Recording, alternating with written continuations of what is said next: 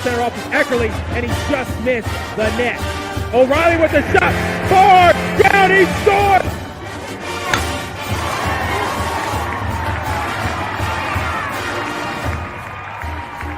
Come from behind for a month, now with the lead, they're getting a little wobbly. Philadelphia, they won't get him! Wow! Edwards pulls off and buries the flag!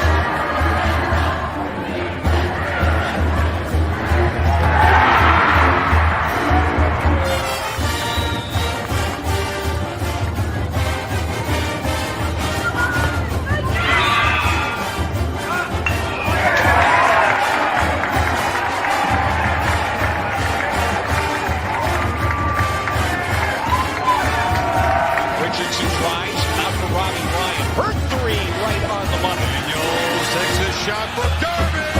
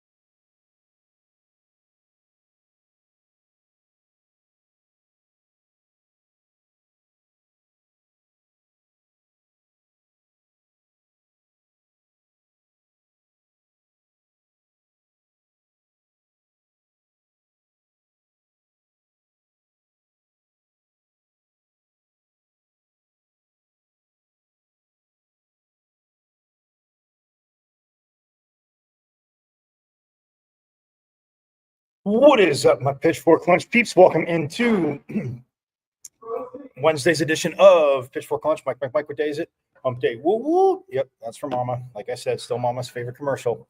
Well, once she remembers. No, just kidding. But nonetheless, it is her favorite commercial. But it is Wednesday, and yeah, it is game day in Sun Devil Nation. Men's hoops take it on 25th ranked BYU after that awesome road win in Manhattan at K-State. We'll hear from Coach Hurley very shortly. We'll hear from Coach Hurley and Amir Ali as well. Again, this freshman had to step up, and yeah, I mean, he talks about the season, all that good stuff, but we'll hear from them. But it is game day, baseball game day as well too, with UCLA, and yes, they dropped last night's game 8-4. But Jacob Tobias, man, have a day, kid. Wow. He talked about in preseason, he was asked, I mean, Coach Bloomquist has talked about it, understand how, he didn't get drafted, but he's back, got his 4-hitter back. But you talk about having a chip on your shoulder, and I guess if scouts want to see, well, can you do it again? Well, Jacob Tobias, man, forks up, young man, because it is great to have you, in Sun Devil Nation, but baseball, and what they did fall to UCLA yesterday. He was 4 for 4, had all 4 RBIs, hit another dinger. Yeah, phenomenal day. We'll get to that too. Talking baseball, like I said, taking on former Pac-12 foe UCLA, which, of course, we are big fans of that. So, yes, a lot going on. But I am Michael Kirsten. You are here on Pitchfork Lunch at Diablos00 on X, the artist formerly known as the Twitter. Yes, I know. You guys know this. See the show live there every day, Monday through Friday, 12 to 1. Also, my IG, michael.carrotsnudo.5. Yes, you can go there too as well. And hang out, send some messages, whatever, thoughts, comments. Let's keep it. Let's keep it. Again, it can be critical, just as long as it's fair. That's all I say. It can be critical as long as it's fair. And you know me, yes, homer or not, got to talk about things.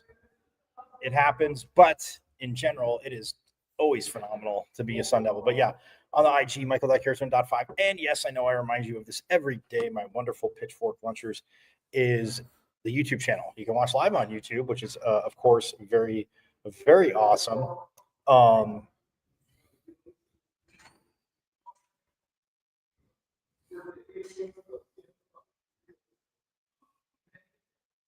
Yeah, which is very, very awesome.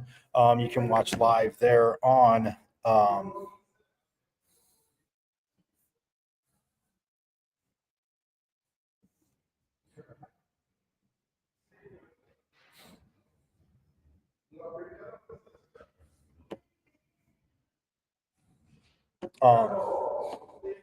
you can watch live on YouTube, like I said, which is great. But again, subscribe to my channel. Even if you're watching live, subscribe to the channel because, guys, when you go there, all of season 1 is there.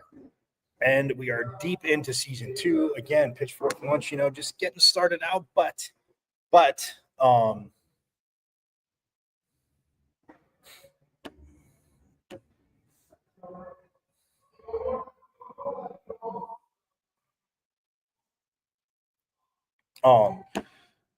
you can any con reviews that you've missed, and yes, I will remind everybody for a little bit more.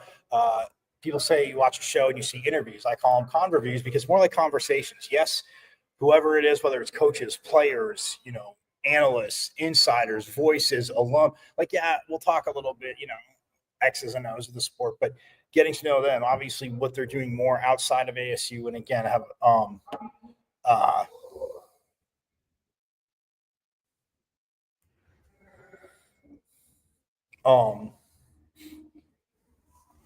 so you can go back and see all the con reviews and again, get to know players, coaches, like I said, insiders, analysts, alum, everything. Absolutely awesome. So go there, appreciate the support. You guys have been awesome. And so you can check the show out on YouTube. Again, you see my name, Michael Kirsten, but it said M as in Michael, V as in Victory, C as in Champ, 005 at MVC005 on YouTube, and subscribe. But also the cool thing is, for those of you that are watching, you can let your fellow Sun Devil friends know that you can listen to the show. And again, it's been like that for a while, but you can listen on the greatest internet radio station on the web, the Casual Sports Radio Network. It's very simple. All you got to do is go to www.ksrnaz.com, click listen live. You'll open up, click listen live, hit play, Monday through Friday, 12 to 1, bam, Pitchfork Lunch. Also, there's replays, and you can see that on the KSRN website as well. So again, we want you all hooked up. Big ups to Casual E for inviting Pitchfork Lunch to be a part of the KSRN family. And it's absolutely awesome. And speaking of Casual E, when you go to the website, the www.ksrnaz.com, guess what? Subscribe to their socials because, yes, the Suns, 299 combined points last night, and they lose in overtime to Memphis. But Casual E, again, he's got you covered. A team with Kevin Durant, Devin Booker, and Bradley Beal went to the bench. Play Schubert back in the starting lineup, playing well. It should not be like this whatsoever at all. Should not. Absolutely should not be like this. That being said, Casual E's got you covered. So again, with the Suns, the Cardinals, obviously draft coming up, which is liar's poker time, because why would any GM, why would any coach, this is who we're drafting, this is who we're taking. And the NFL really doesn't want you to say who you're taking number one. If you're the Titans, yes, they can still trade the pick. They don't want you. You're not really allowed. Technically you could say, but what are they going to do? Not cancel the draft or cancel your pick, saying, "Oh, you went from the first pick to the 32nd pick." Obviously not. But nonetheless, see what the Cardinals are going to do. So Casual E has you covered, like I said, with the Suns, Cardinals, Diamondbacks in spring training, Mercury, Diana Taurasi, man, forks up to Diana Taurasi. No, we know she was not a Sun Devil, but man, what a phenomenal career. So he's got all the insight on that. So subscribe to their socials, keep up with that. You can keep up with Pitchfork Lunch, which is, again, absolutely phenomenal to do, and just so stoked to be a part of the Casual Sports Radio Network family. And if you're driving, again, stream it through your Bluetooth, like I remind you every day. Stream it through your Bluetooth. Yes, I want you to watch, but don't watch and drive. You're Sun Devils, you're smarter than that. Pay attention. So you can go to www.ksrnaz.com before you start driving. Page opens up, bam, click listen live, hit play. There's Pitchfork Lunch. You're going to meet your friends for lunch. Awesome. You can still listen as you get out of the car, or you can watch. Whatever works for you works for me, but just come around the world of Sun Devil Nation with us here on Pitchfork Lunch. But again, stoked to be part of the Casual Sports Radio Network family. So, well, baseball yesterday. Yes, they did lose to UCLA. They fell in a tough one to the Bruins. And again, so the streak of playing the Bruins every year for a long time has continued this season. But they did lose 8-4. But yeah, Jacob Tobias, man, what a man! Again, have a day, kid. It was insane.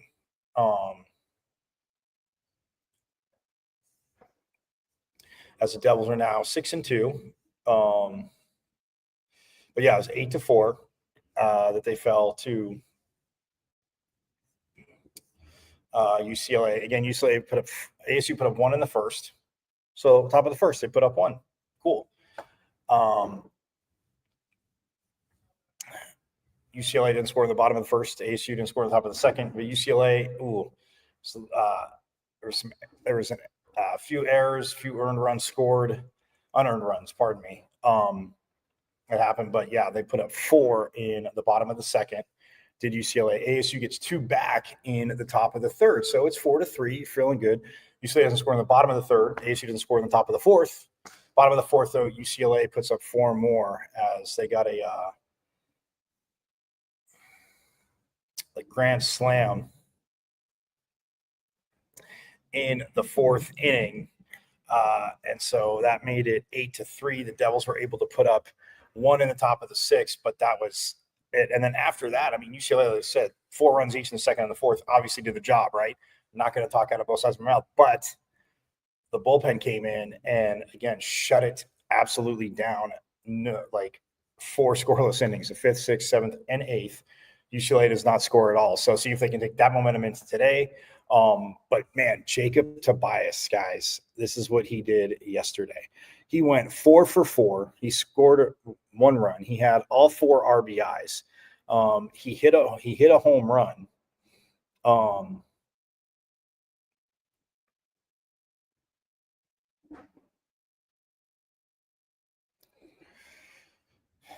He hit a home run, and I mean, the Devils had 6 hits.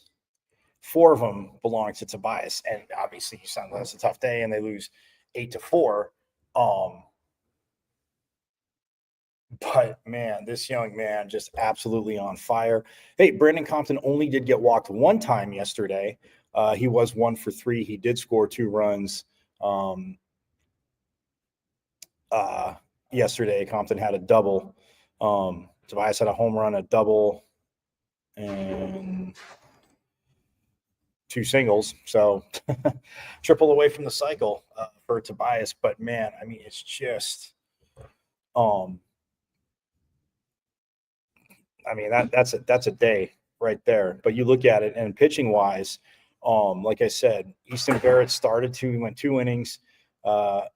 He gave up 2 hits, 4 runs, none of them earned. He had 2 strikeouts, 2 walks.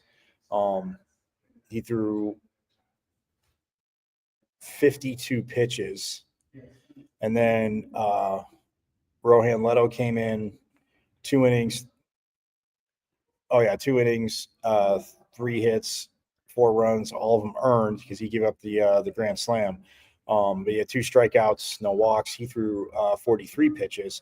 But then Jonah Giblin came in, and this young man out of the dugout. Well, he could be in the dugout, but out of the bullpen this year. And we heard from him, early, right after spring semester started.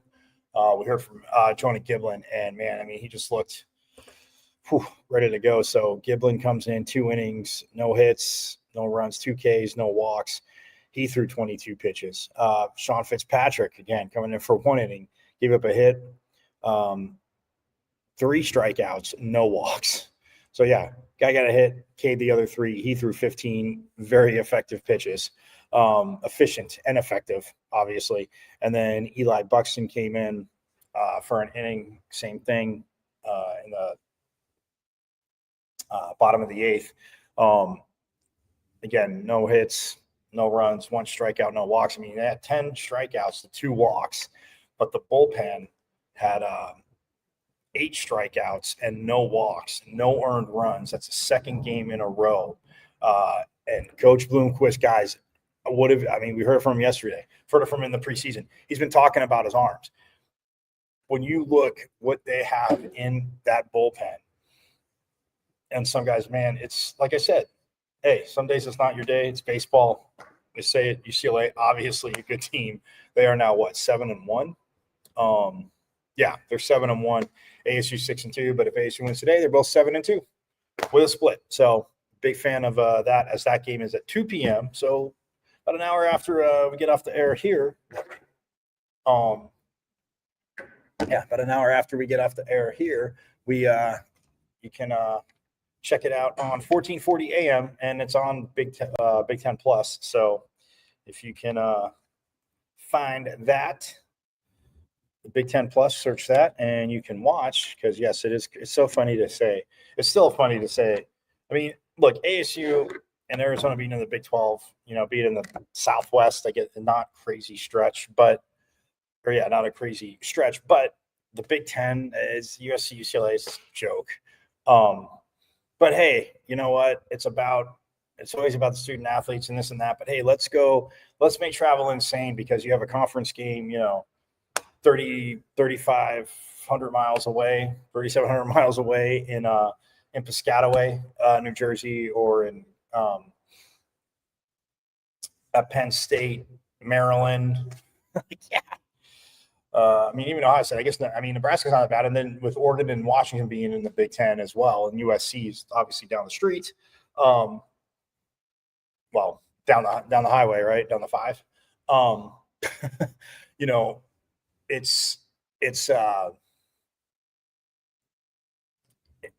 Those are at least close. But yeah, it's just insane. Like, it's follow the money, right? Follow the money. Like Coach Bloomquist and I talked about, not going to go down that road. Going to be exciting. But 2 p.m. today, they are taking on UCLA again, and trying to get the split in that. Like I said, men's hoops tonight is taking on BYU, number 25 BYU, and after that win over K-State, they're 1 game within being 500 again. So they would be 14-14. But BYU again coming off that win against Arizona down in Tucson. And guys, like I said the other day, like if that happened to ASU, I'd be livid on the show. And I always say I base it off of what I say, the same thing if it happened to that school down south. And that last foul call, absolutely ridiculous.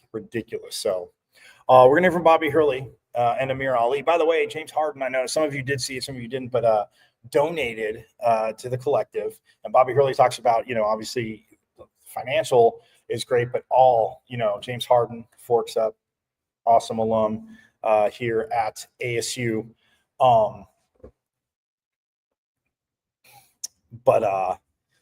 His donated shoes, time, has come out here, met the teams. We'll hear from Coach Hurley, but he donated to the collective yesterday or the other day, but still, it's absolutely awesome. Again, you always want the alum for, athletic standpoint, but you want them around. You always hear when new coaches come in, if the program's been losing, coaches, obviously, when they always say the old saying, you get hired to get fired, right?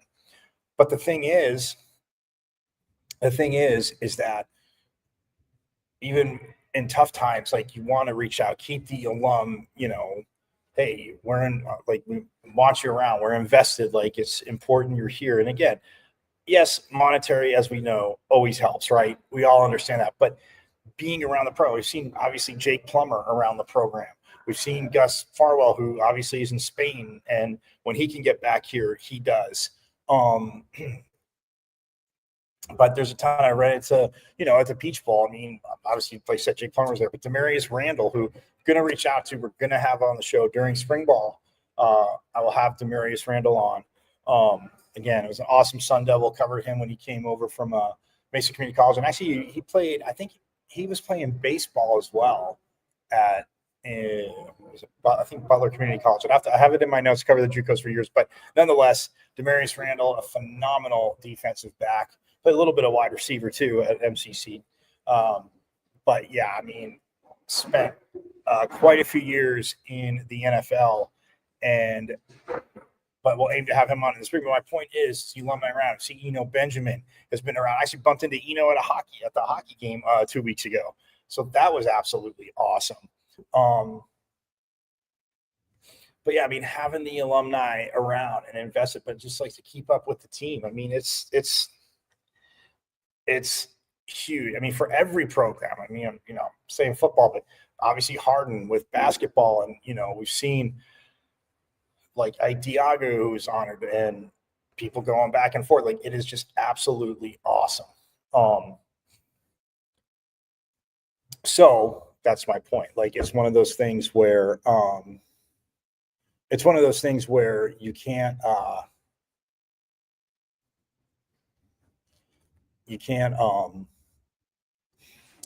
take it for granted. But yeah, even when they're winning and losing, like, yeah, alumni are alumni. But if you're not reaching out, if you're not making an effort, well then, and again, everybody's got things to do. They're busy. We heard Jake Plummer say that. Like, yeah, if I text Coach Dillingham, he doesn't get back, he's like, I don't get mad. It's like, it's good because they're working, they're grinding. So that's, again, just absolutely awesome. So for Harden to do that, absolutely love it. Forks up again. James Harden, phenomenal Sun Devil. Love watching him play here. Love watching his NBA career, and obviously the legend of the beard. It'll be crazy if he ever does shave that. That's one thing I have to aim to after the NBA season. Aim to get James Harden on. A, B, in the con review, I will ask about the beard. But so that was cool. But yeah, the men take on BYU at tonight.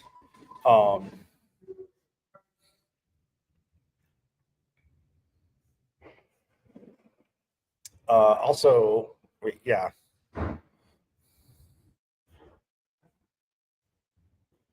Yeah, they take on BYU tonight. So again, get your butts over to DFA, and yes, let's be loud. Let's not let the BYU fans take over the arena, because yes, they do come out to support their team throughout the years. I mean, when we've played them in different sports here, I've always said it. Again, it is definitely a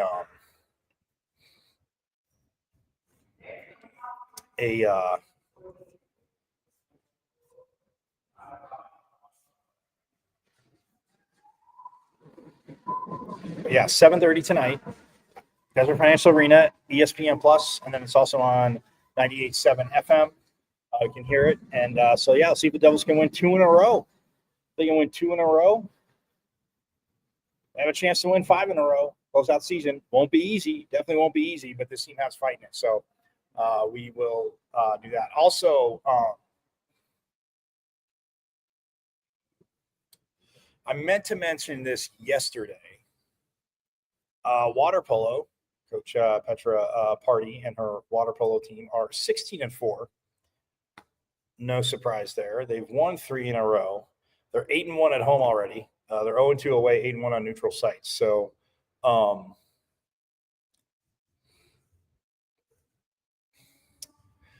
but last weekend they were at the Barbara Calbus Invitational in Irvine.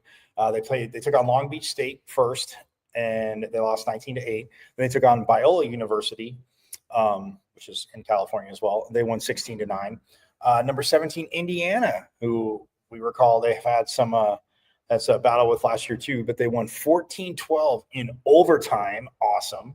And then they said, hey, we had 1 overtime, and the players said, hey, let's let's get Coach Party a little more excitement as she's coaching the team up. They beat LMU 17-15 in overtime. And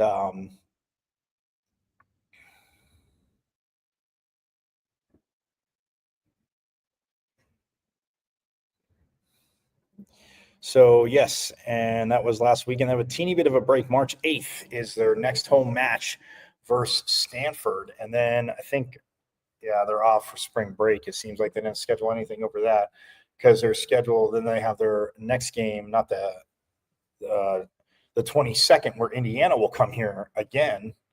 They'll take on Indiana. Not that they were in Irvine, but they'll play Indiana again. And that's March 22nd, both of those matches at 1 p.m. And then actually, those are the last week in March to take on San Jose last Saturday, March 29th at San Jose State at 1 p.m. as well. So, going to be that's crazy. It went fast, but they have –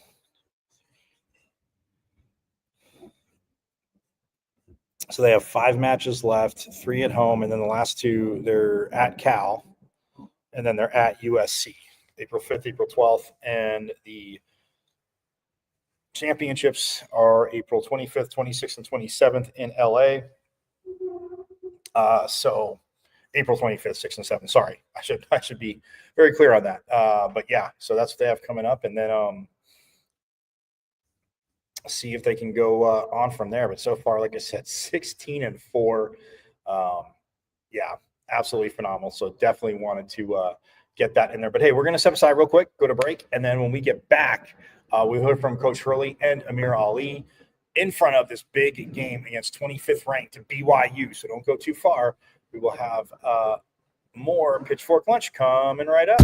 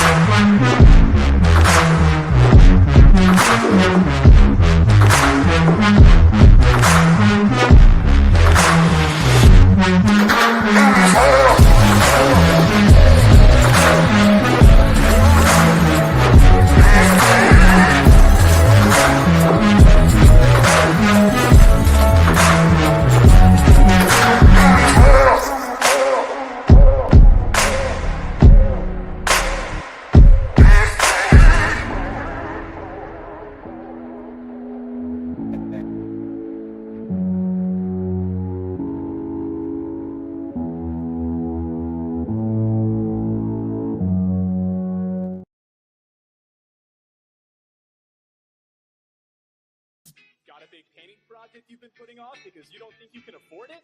Well, it's time to call the team at Customer First Solutions.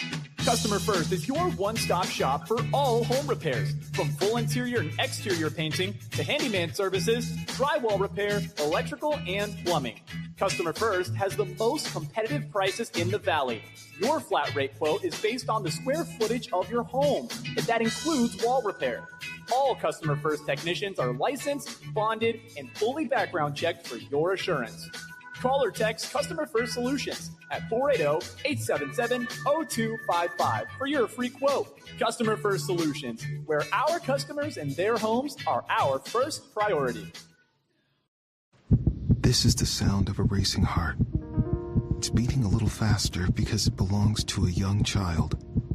But this child isn't in the middle of a close soccer game or playing with her puppy in the yard. Her heart is racing because she's just been told she has to move foster homes again. Change a child's story. There's a child waiting for a volunteer like you. Learn how you can help at casaforchildren.org. This is the sound of a racing heart. It's beating a little faster because it belongs to a young child. But this child isn't in the middle of a close soccer game or playing with her puppy in the yard. Her heart is racing because she's just been told she has to move foster homes again.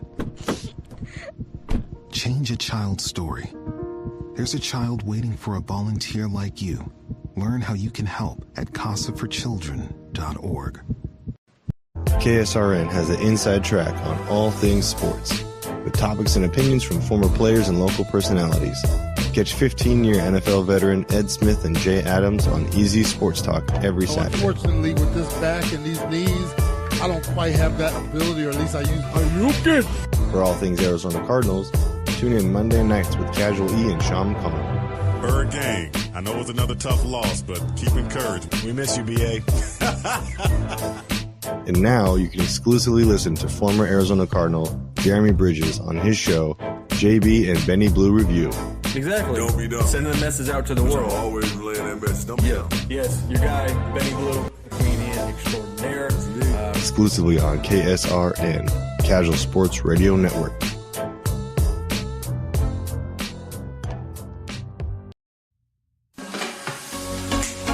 You are listening to the best internet radio station on the web, KSRN, Arizona.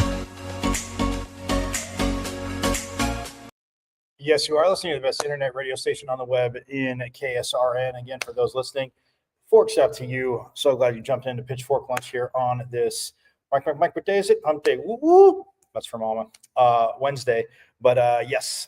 But yeah, we're just going to get right to it. Here is Bobby Hurley. Again, the Devils taking on 25th ranked BYU tonight, Big 12 foe. And yeah, their first Big 12 matchup, by the way, their first Big 12 conference game this season was against BYU. Didn't go so well. Coach gets that.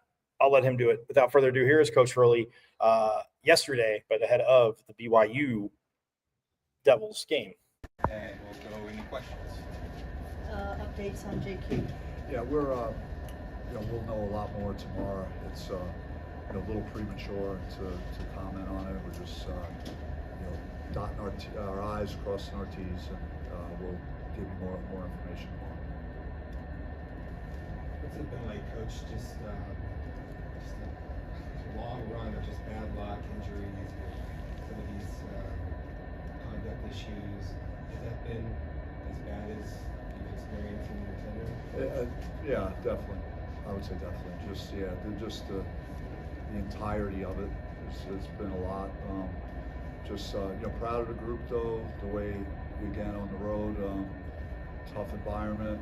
We had lost a number of games. Very easy to mail it in and just show up and play the string out. But to the credit of the group, they were very committed to play well in that game, and they guarded as good as we played defense in probably a month or so since maybe at Colorado. So it was exciting to see that they're still battling, and guys are getting better. There's Mir Ali has taken some good steps and made strides the last few weeks. Sean Phillips had another really good game for us. I'm excited to see how he's been, and he's been a better leader. He's controlled himself and his emotions far better, so he's really making great progress. You mentioned the strides that Amir made in terms of making the most of his playing time. How has he been able to fit more in terms of the flow of the offense that has led to his individual success? I would say it started in Stillwater, just with Adam and BJ being out of the lineup, and I think he seized the moment. He might have had a couple of other times where we had sickness or someone hurt where he maybe could have done it then, but he really took advantage of it in that game, had a double-double, rebounded. I think he's starting to see that there's a lot more to his game than just making shots. He certainly came in with that reputation, but he's playing better defense and he's rebounding for us. So those are real positives. It's nice to see a freshman, not hit a wall and go backwards and get worse, but to see a guy, developing and getting better as the season goes. And Coach, to piggyback off what you're talking about, obviously the team, when you're going through a losing streak in any sport, any level, is always tough. But the fact that they were, fighting and in a lot of games, how do you feel that the leadership of the team kind of helped keep everybody's heads in the game and just keep battling? I would say at the top of the list is Austin Mason. He's rock solid. He doesn't get too high or too low, which I think works very well with this group, because I could kind of rely on his demeanor, and even in a game where he didn't have a lot of points, he didn't care.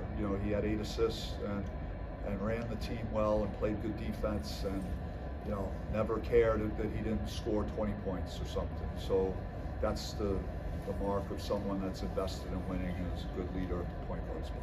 How worried are you about the lack of personnel here? Obviously with BJ gone and JQ at least probably being gone for at least a game, you're really limited.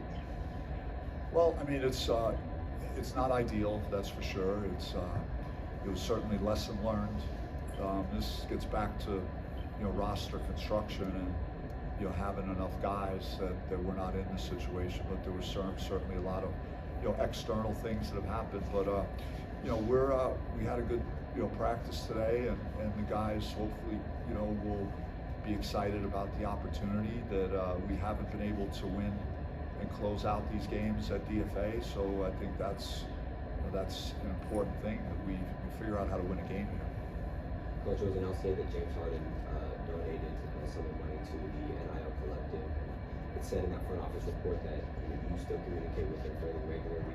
What does it mean to you to see former alum of ASU going back into the program? Yeah, it's not only the financial. James has been given his time and his willingness, to be around the players. He could be in his off season, on an island somewhere, or just working on his game in LA, or but he carves out time every year to come back and see the new team, to be around the guys, share his experiences with them, and if there's a game that corresponds with where he is and he can be there, he's going to be there, and he did that last year, obviously. So it's more of than a financial, but like an investment in trying to help young men, and he's such a role model to our guys. So it really hits right between the eyes when he gives his time the way he does. But it's certainly meaningful that he's willing to help the program in all capacities, and not going to get into exactly the numbers of what he did, but that's up for him to discuss. But we appreciate him in the best possible way.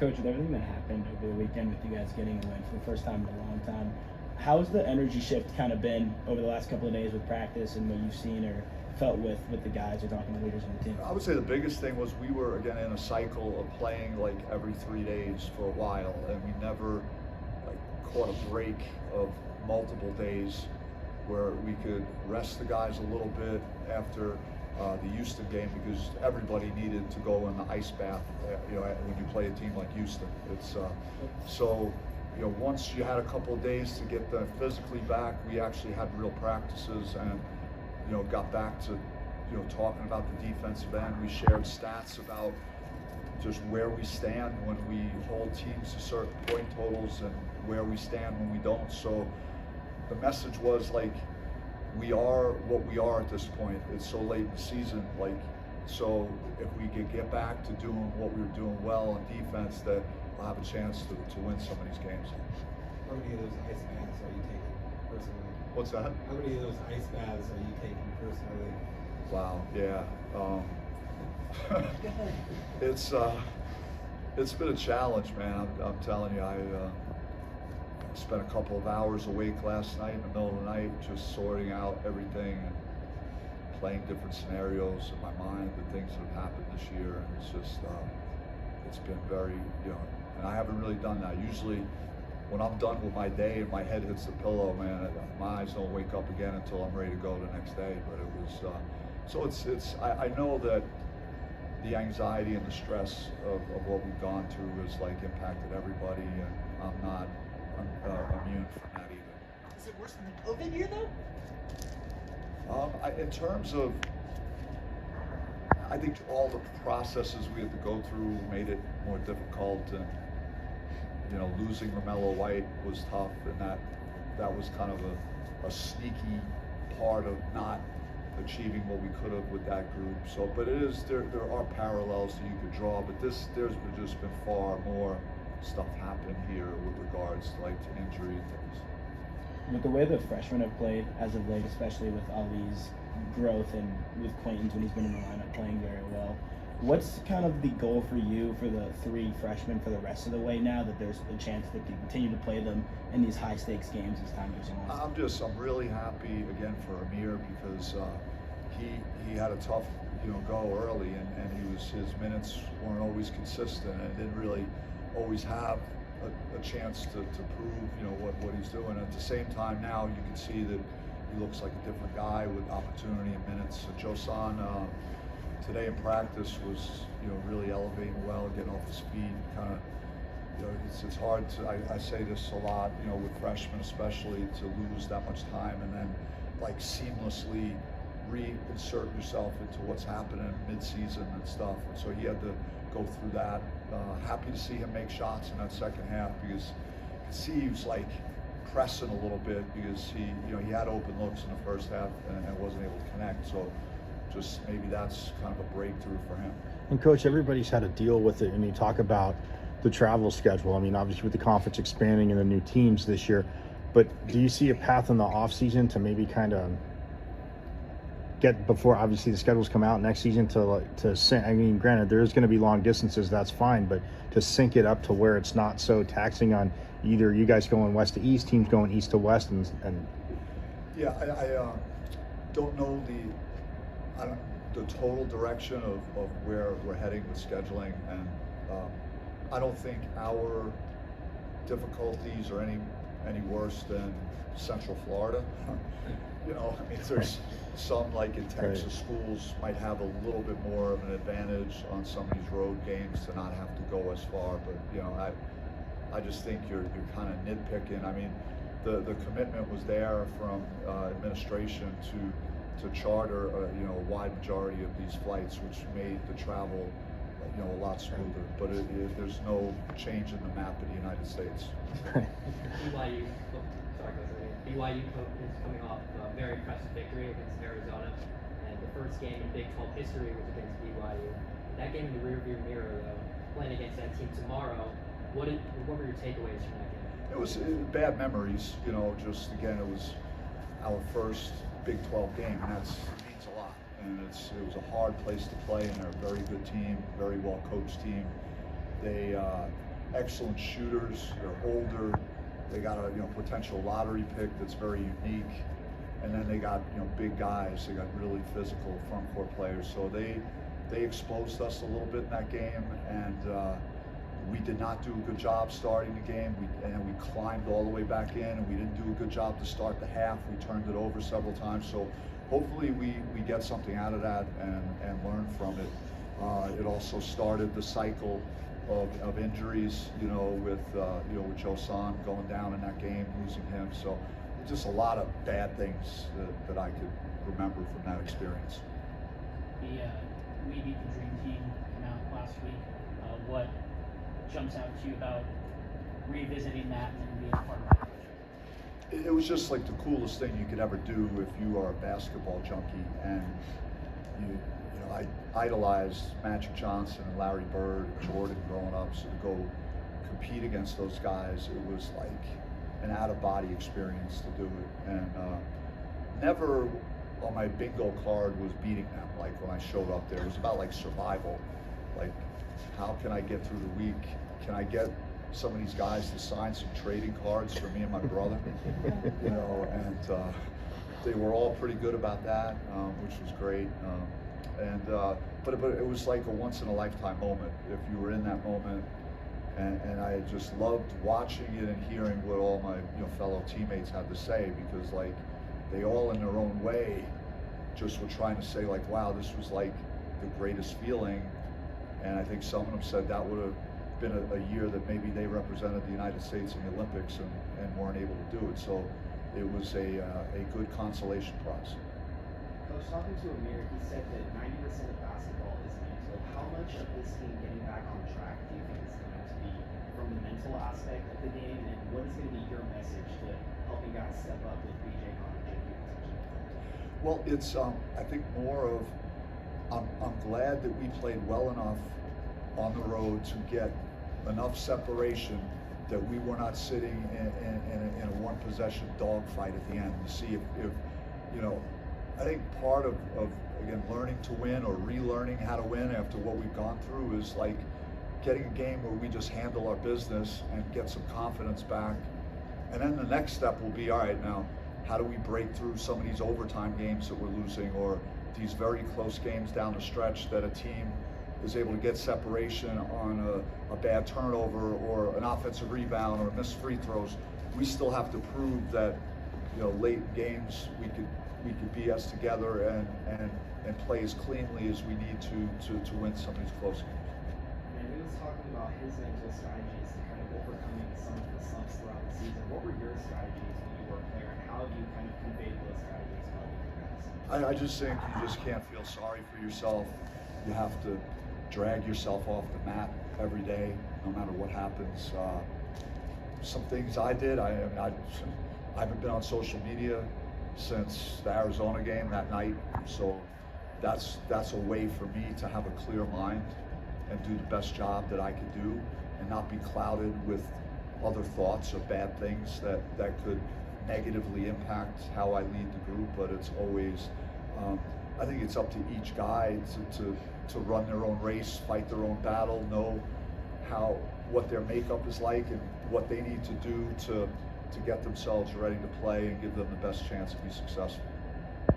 Thank you, guys. Thanks, Coach.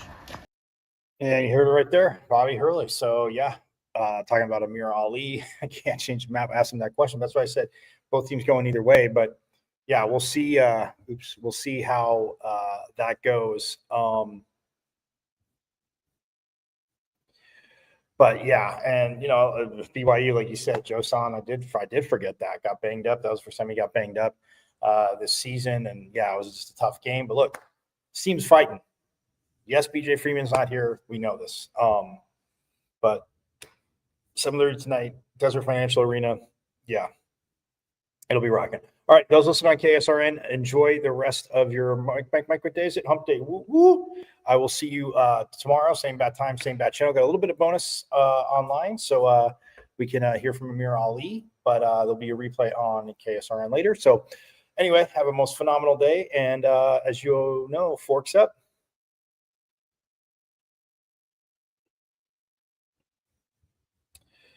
All right, those watching here, yes, doing a little bit of bonus time, but I promised you Amir Ali. So here is Amir Ali from yesterday talking obviously about the BYU game, his journey and it's been crazy. Again, he's as a freshman, he's played, he's sat out, he's how to sit, but either way, he's stayed locked in. So here is Amir Ali.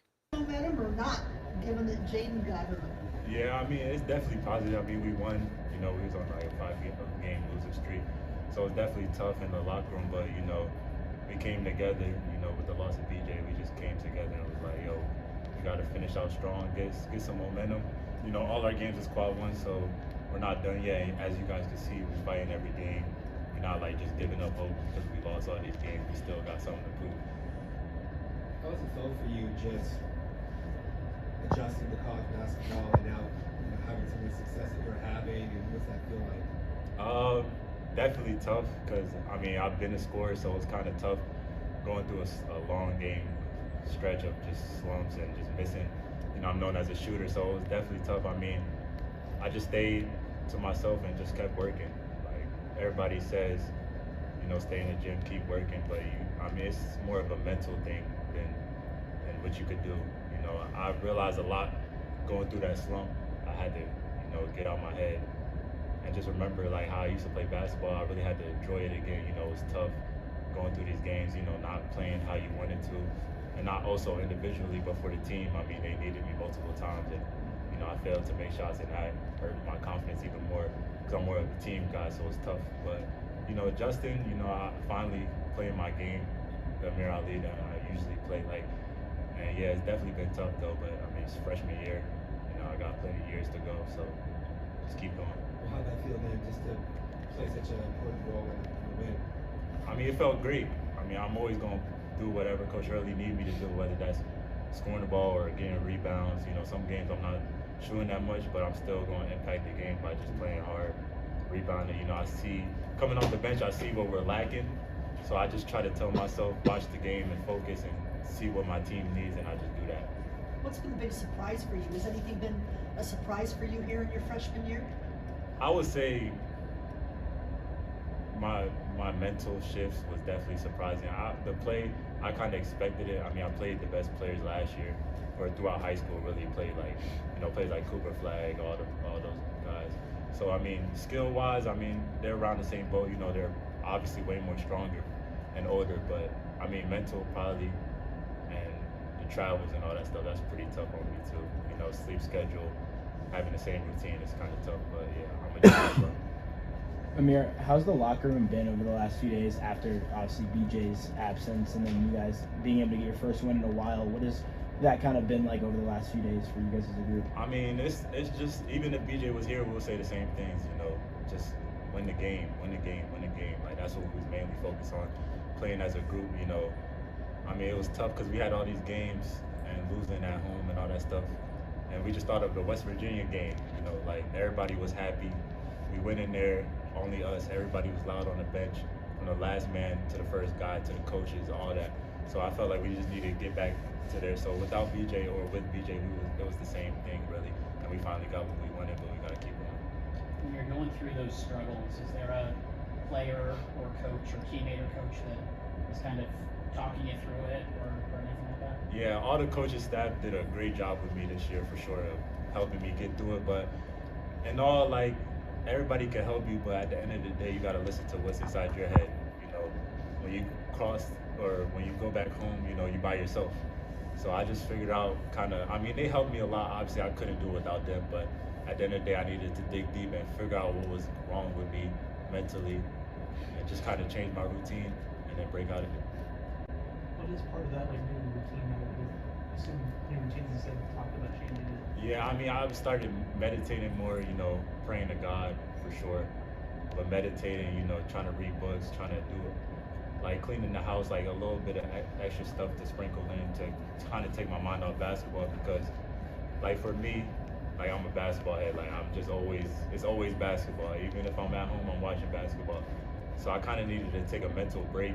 You know, the winter break helped a little bit when I went back home, see my family, but you know, I just try to do different things, you know, explore more, go outside more, like enjoy nature, and be grateful for the moment that I'm in. I mean, I had a hard time, but I'm still grateful that God put me in this position, you know, and not a lot of kids have it and they wish they could be in it, so definitely being grateful helped a lot. And from a teammate, what do you like to do when you're not playing basketball? And you said you tried other things, and what do you do in your spare time now then?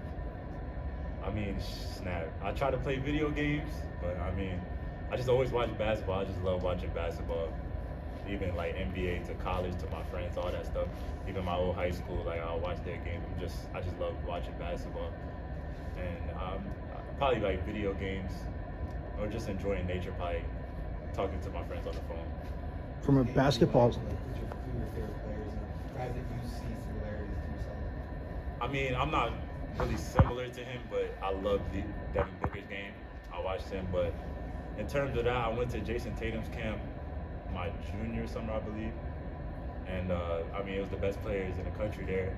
And I was definitely grateful to be there, you know, but I picked up some things and then I realized how like similar we are in terms of like our body, like how he was when he was around my age, how skinny he was, and then how his body transformed and like the way he plays basketball, I just loved it. from a tall guard, I tend to watch him a lot of film. From a teammate standpoint too, you said like going through things. I mean, you have to dig deep and figure it out yourself. But having somebody like Adam, who's had a bunch of experience, been in college for a while, how has that helped you? Yeah, he helped me a lot too in terms of just telling me like I've been in the same situation, and then Mace too. Mace has helped me a lot, like, you know, not giving up on me. You know, in the game they're still passing me the ball. They still believe I'm gonna make the shot, and that helped me a lot. But they'll just tell me like the things that they went through in college and how it is, and everybody struggles. You know, you're not gonna have a perfect slate. Like, no matter who you are, you're gonna have to go through something to be great. So definitely, I just take the adversity and just take it and leave. When you've struggled with your confidence, how difficult has it been to prioritize building yourself back up in terms of a mental standpoint while also trying to improve your game in basketball? Yeah, that's probably the toughest part. I mean, in the gym, I would, you know, now especially, I'll just do the same drill every day, same routine. But I mean, it's really tough. Like, you just have to break out of it. It's tough. I mean, you can talk all you want about like hard work and all that stuff, but like I said, mental, I feel like it's like 90% of basketball. You can't play without it. So definitely, that's something you have to work on. What's it like playing for Coach Hurley? It's amazing. Everything that I thought of it would be, for sure. You know, I love that he holds me accountable, you know, yells at me and all that stuff. And I just take it and I go with it. And then I just know it's coming from a good place. And also the things he teaches me, you know, coming from like Duke and all that stuff, the player that he was, I find it very inspirational that, you know, he could teach me all the things that he knew and growing up figured out. I mean, it was announced today that James Harden donated money to the NIL collective. What does it mean for you as a player to see former players that are in the NBA pouring back into the program? I didn't know that. That's crazy. I think as a basketball player, I tend to like NIL just because, you know, people work all their lives, and, you know, at the end of the day, you look at a basketball player like, oh, he just plays basketball, he gets money playing the game he loves, but they don't know, you know, the ups and downs that you have to deal with. You have to do the same thing every day, you know, questioning like kind of who you are as a person. You know, they don't take that to offense. So I feel like the money is definitely appreciated all around.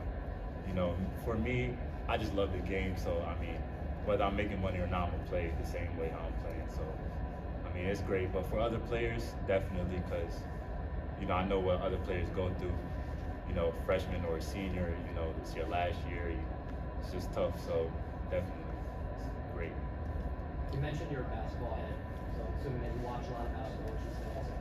How do you separate enjoyment from watching a regular game of basketball, whether it's college, high school, or the NBA, while also maybe trying to critique their every move and see how you can implement something in your own game? Yeah, I mean, there's times where I'm watching as a fan, and then I'm watching as a learner.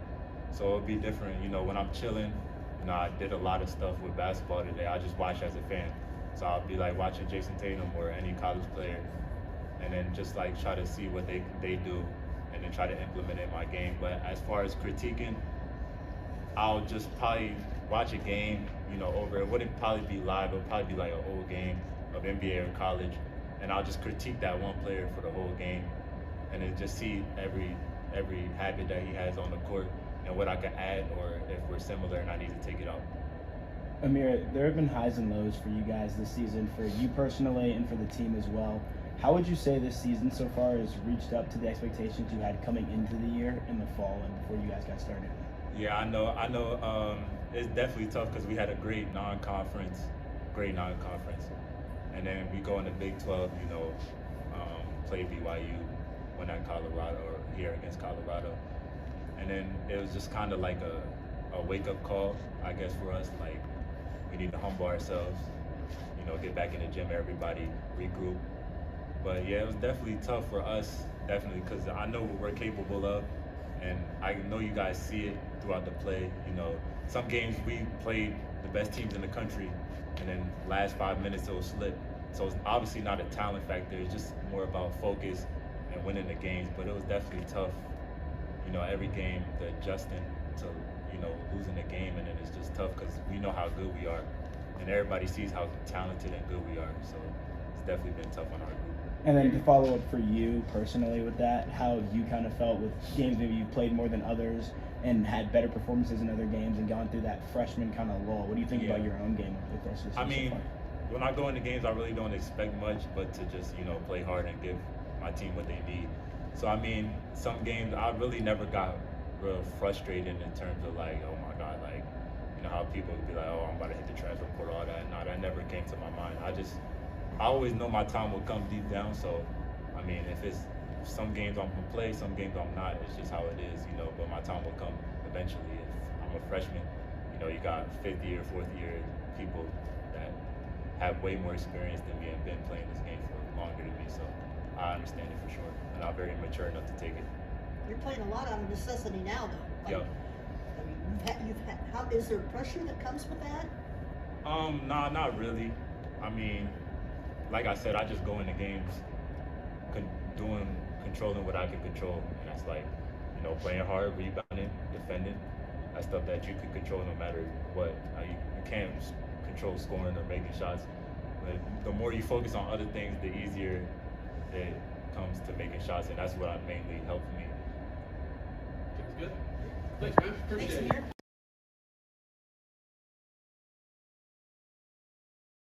And there he is, Amir Ali here. I mean, again, well-spoken freshman, and not that freshmen aren't. I'm just saying, but his season, and you guys have seen it, pitchfork lunches. I mean, those that have watched hoops, like, I mean, he came, coming off the bench early, giving that depth, and obviously, Joe Santana, the way he started. I mean, could he start, come off the bench? You have BJ Freeman, you have Adam Miller. Like, again, exciting. Now, again, BJ Freeman gone. Adam Miller, obviously, just the overall. That's why I asked him about, the leadership of the team and how the leaders have helped. But you hear from him there. I mean, knowing your role, knowing that, you're a freshman, and I mean, he obviously, growing up, playing in high school, like he was that scorer, he was that guy. So, but yeah, look to see a solid performance from him tonight too. Again, 7:30 here, it's going to be in Tempe, but as they take on number 25 BYU. So again, if they can beat BYU, that would be their second run over a ranked team, because when they beat West Virginia, they were number 23. Had a chance to beat Iowa, had a chance to beat that team down south. But yeah, I mean, look, they're fighting, and that's what I love what Coach really said. And yes, it does have to turn into wins, pitchfork lunchers, right? I mean, yeah, 500, not what you're aiming for, but you won one. Can you win tonight? Extend it to 2. See what you can do. And Coach, has talked about that. But these guys, this leadership, Alston Mason, like you said, Alston Mason, Adam Miller, like they're driving the team. And Sean, like I said, I've talked about Sean Phillips Jr. all season, pitchfork lunchers, it. So anyway, going to get out of here. Everybody have a great, phenomenal rest of your Wednesday. Again, baseball getting underway in about 40 minutes, Big Ten Plus, and on 1440 a.m. So let's go beat the Bruins. Forks up to Coach Bloomquist and obviously baseball. Get that split with the Bruins in LA. Again, just absolutely awesome. So, yes, that's at 2 p.m., Big Ten Plus, but on 1440 a.m. as well. So if you're out and about listening, again, check it out. So nonetheless, have a phenomenal Wednesday. I will see you tomorrow. We'll recap the Hoops game. We'll hear from Coach Hurley and some of the players. And I'm going to aim, we'll see, maybe get a guest, maybe get a, the win or lose, but get a Kyle Dodd and just talk about, obviously they're taking on the mountain schools, and then we'll see if we can get a Kyle on tomorrow. But yes, so have a phenomenal rest of your Wednesday. I will see you tomorrow, same bat time, same bat channel. And yes, thanks to reigning Big 12 women's volleyball champs. Hashtag our state, because yes, they are the Big 12 volleyball champs. And as you know, since it is hashtag our state, as always, forks up. I went to Arizona State. Right. I'm a Sun Devil, man. 27-yard line. That's a great call. Blaine Baker, Plummer will put it up, throws over the middle. Touchdown. Great play. That's away. Trying to center off with Eckerly, and he just missed the net. O'Reilly with the shot. Far down, he scored.